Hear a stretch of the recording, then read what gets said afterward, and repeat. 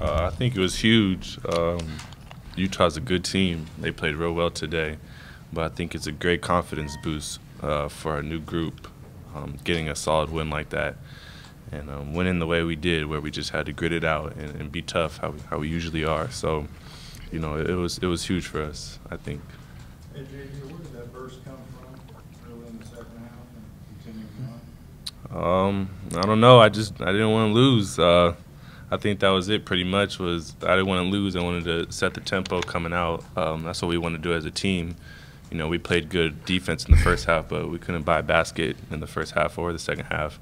So we were going to win it with our energy, and I wanted to start that off the second half.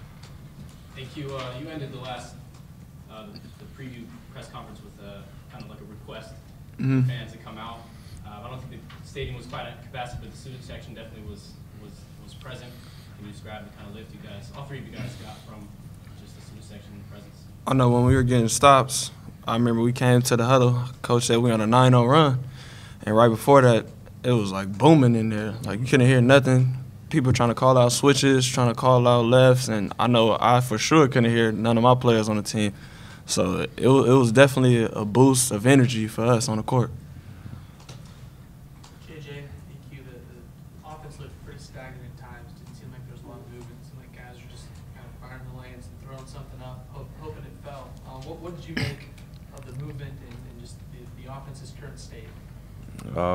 You know, it's just, you know, this is how it is sometimes. We had games like this last year as well, and we have times like this in practice too where, you know, you can't buy a basket, and no matter what set you run, you know, it's not going in. And you got to give credit to Utah too. They did a good job when we got in there, just keeping high hands and making us finish over them. But you know, we stayed true to our principles. We tried to get as many offensive rebounds, second chance points as we could. And when the ball's not going in, you got to win with your defense, and that's what we did.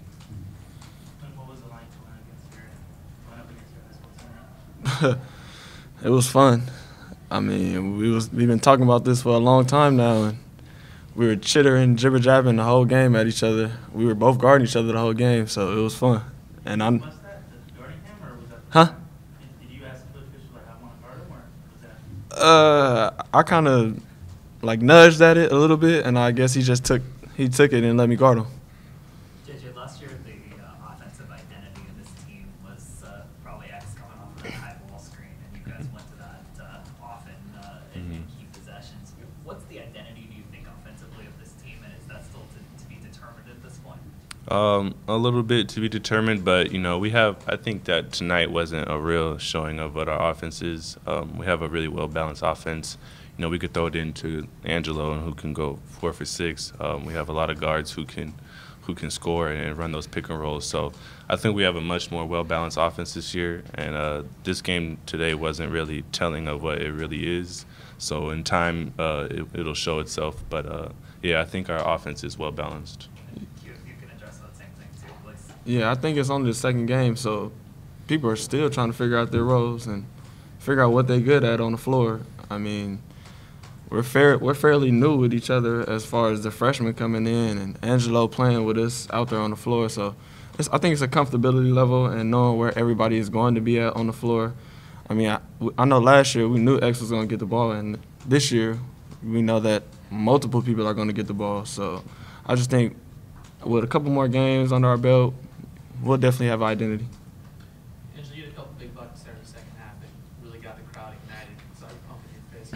You're familiar with this atmosphere, but to be part of it out there, what was that like being a new guy out there? I mean, it was a great feeling. I mean, it's been so long since I've been actually be out there actually playing, and be able to be part of the crowd and stuff. It was just a great feeling. Angelo, was there a mindset you had? It was 24 all, and then you score 6 straight points. Was there a mindset that you had, or was it just happening for you at that time? I mean, like when we was in a timeout, coaches was like, "You got to be a difference maker. You got to go do something out there." So, you know, I took that to heart. So I had to go do something, just not be on the floor and just running, just like doing suicides the whole time. So. That boy. we got to help the team out somehow. That boy Angelo a beast, man. What was that? Angelo's a beast. Did you notice? I mean, did you notice him take over there a little bit? Yeah, in the post. You know, he got his his little juke with the shoulders and the left hook, I mean, that's unstoppable. I don't think nobody in the country could guard that move right there. It seemed like Coach Fisher was doing a full substitution every TV timeout. 4 new guys, one would stay in, JJ, you would stay in, Angelo, you stayed in there. Can you tell that seems pretty new for him. Can you guys talk about, was that the plan going in, and how do you like it? You know, we're going to be cool with any substitution pattern he has, but I don't know if that was the plan or not, but I think it's just goes to show how deep we are. But I think they're also still seeing who's going to go out there and do what, and who's going to, you know, fill in this position, who's going to do this and that. So, you know, I think a little bit of that was in that decision to sub like that. But we'll see if it continues, you know, here on out. Aqeel, is it tough to get a rhythm when people are running like that? I don't think it's tough. I just think you got to take your open shot and make it. You got to be confident in that shot. Coach always give us the confidence to take every shot we take. I mean, that's why you see so many guys taking the shots. We just weren't making them tonight. JJ, what does it say about your defense and your toughness that you guys can have the offensive night that you had tonight, face a top 25 team, and still find a way to win the game? It says a lot, you know. That's been ingrained in our brains is in this being here in this program is you got to play defense or you're not going to play. You can't let your offense affect your defense. You know, your offense can go up and down, make shots, not make shots. But one thing that can stay true is your effort and your defense. And you know, that's something that's in all of us. And so I think that showed tonight and it's shown in the past too. JJ, you went to UTAH. Mm-hmm. Was this the first time you played that since you left? Yeah. How does that feel to beat that school? It felt pretty good. I don't really have that much attachment anymore because those weren't my coaches when I was there. None of the players were there when I was there. I think the only person I knew is the trainer. So Trevor, he's a cool guy. But, yeah, I mean, it was great to play against them just because of the fact that they're a great team. And I felt a little bit when they came in and I saw Trevor and everything that, you know, this was my old team. But, you know, I was more excited that they were a top 25 team in our house. Aqeel, I don't think the Lions scored until like a minute left. Were you making him aware of that? Yeah, the whole game. The whole game. I was in his ear the whole game. Was he frustrated tonight? Yeah, he was frustrated. Play a lot, so you know his game.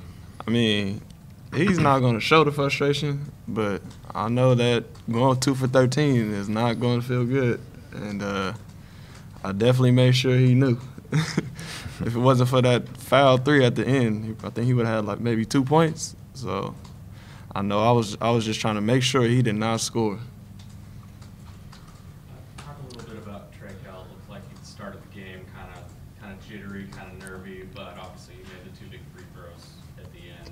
Can you just talk a little bit about him? I mean, it's his first big game against a ranked team actually. So, and this type of environment is new for a freshman. And I think he did real well, actually. I mean, once he got that first burst out of him, it was smooth, even kill. Angelo, I think you had some comments before about your game in the post. How comfortable are you with your back to the basket, even with going against 7-footers? I mean, I'm very comfortable because I know, like, if it's like a bigger dude, like, I don't have to back him down. I can face him up. So, I mean, if it was a little dude, I could just, you know, back him down. So I'm pretty comfortable in the post because we always work at it in practice. Our coach always working with us. Just going up against Skylar? Yeah, me and Skylar. You know, Skylar's a good shot blocker, so, you know, it helps a lot. JJ, last year you guys got a couple early big wins. The great win was a big win against a team that you knew was going to do well and probably be an NCAA tournament team. Does that kind of take the pressure off as you guys go, knowing you kind of got this resume game in your pocket already? And as you head into the big games in Maui and Washington, Cincinnati, you can have that be a little bit more relaxing? No, I don't think so, because we could lose every game here on out and not make it.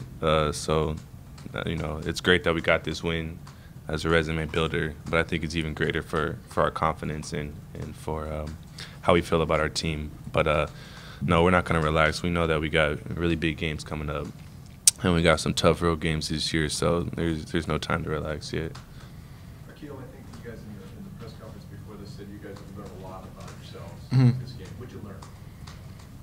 I mean, it was a tight game at the end, early in the season. I think we needed this game to see like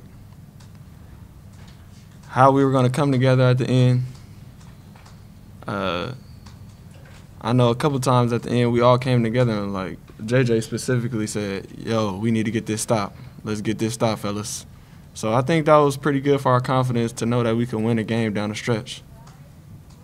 I'm sure you guys, the first half wasn't pretty basketball. I'm sure you heard something from Coach, but what was the talk amongst yourselves and your teammates coming into the second half? I know from Coach, he came in and said, "Make your shot." But from us, we know we're a confident group, you know what I'm saying? So we just told each other, let's get it together the second half, and we could do this, and let's come out and get this win. That was pretty much the chatter in the locker room amongst ourselves. Yeah, you guys, you get a lot of criticism for your free throw shooting as a team. You probably have heard that. Mm-hmm. You guys went 11-12 or something down the stretch. You made 9 straight. They start fouling. Mm-hmm. It's just a concentrated effort. We shoot free throws in practice. Coach puts the pressure situations on us in practice too. Moves everybody off the line, just picks up a specific guy, and then we all heckling them, and it's either make or break. And I think Trey was ready for that moment. JJ was, and I went up and knocked down the free throw at the end, and Angelo. So we're ready for the free throw moments.